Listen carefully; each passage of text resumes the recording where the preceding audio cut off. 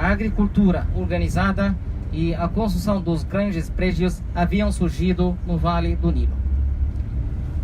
Desde o Neolítico, diversas culturas dinásticas desenvolveram-se no Alto Baixo Egito. Os primeiros exemplos de inscrições hieroglíficas apareceram em forma de artefatos de Nagat III, datados de 3.200 anos a.C. Cerca de 3.150 anos a.C., um rei chamado Ximenes Sunarmer, ele fundou um reino unificado e estabeleceu a primeira de uma sequência de dinastias que governaria pelo Egito inteiro.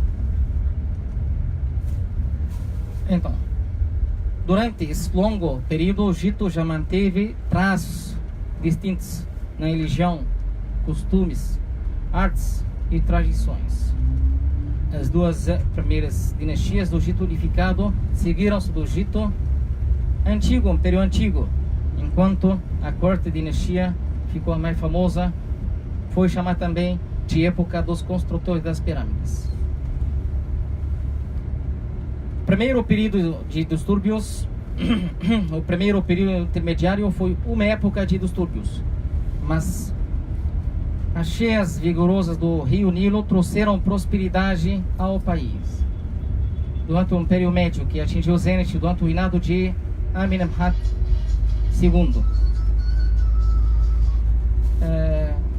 A 30ª dinastia foi a última de origem nativa a governar o Egito.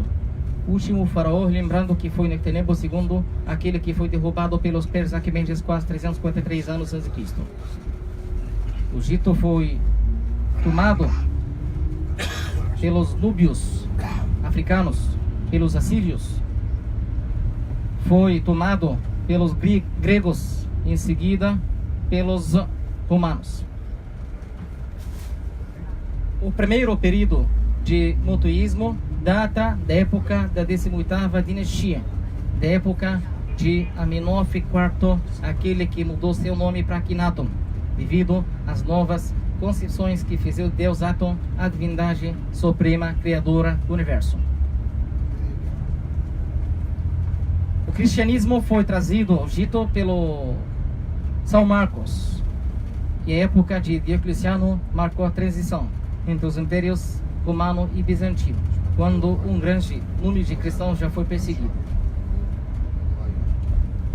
O Novo Testamento foi traduzido para a língua egípcia e uma igreja cópita foi firmemente estabelecida. Os romanos recuperaram o controle do Egito após uma breve invasão persa, mantendo até 639 depois de Cristo, quando o Egito foi tomado pelos árabes muçulmanos sunitas.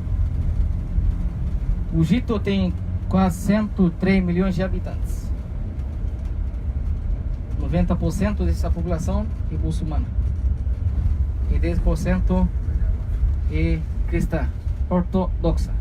Temos evangélicos, temos católicos, mas a maioria grande da população cristã egípcia é ortodoxa.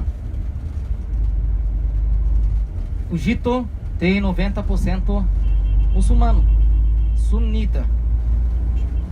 Sempre ouvimos falar o termo sunita e xiita, mas qual a diferença entre as duas comunidades?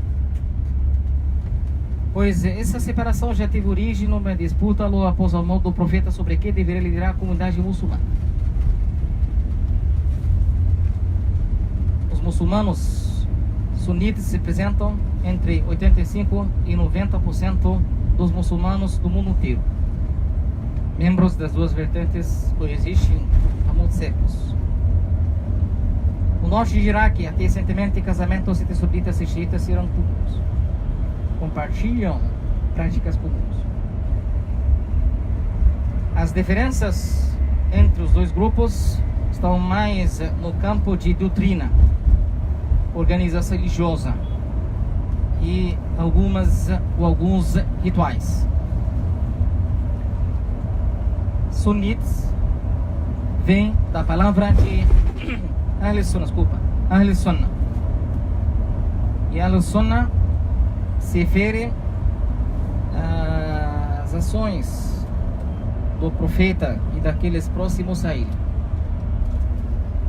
muçulmanos sunitas veneram todos os profetas mencionados no Alcorão, mas consideram Muhammad como profeta derradeiro. Em contraste, ao contrário dos líderes xiitas, líderes e professores sunitas sempre, ao longo de toda a sua história, ficaram sob controle do Estado. Sunitas enfatizam um sistema codificado da lei e a adição a quatro escolas religiosas. Nos primórdios da história, xiitas sempre representaram uma facção política. Os Shiat Ali, os partidários de Ali, eles sempre reivindicam o direito de Ali e toda a sua descendência de liderar a comunidade muçulmana. Ali foi morto numa época de intrigas, numa época de guerra civil que marca o seu califado. Hassan e Al-Hussein, os filhos de Ali, o genro do profeta, viram negado o que acharam seu direito de guiar a comunidade muçulmana. Acredita-se que Hassan tenha sido envenenado enquanto Al-Hussein foi morto no campo de batalha com muitos membros da sua família, logo após ser convidado por partidários para ir para a cidade de Kufa, onde ficava o califado de Ali e onde juraram aliança a ele.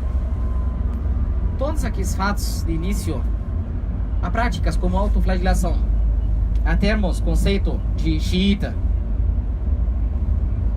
Ao contrário, tem elemento messiânico nessa fé, pois os xiitas têm uma hierarquia de clérigos que praticam interpretações atualizadas de todos os textos islâmicos, e afirmando que 90% da população egípcia e muçulmana e 10% é cristã ortodoxa. Lá na igreja vou explicar para vocês qual a diferença entre o cristão ortodoxo e o cristão católico.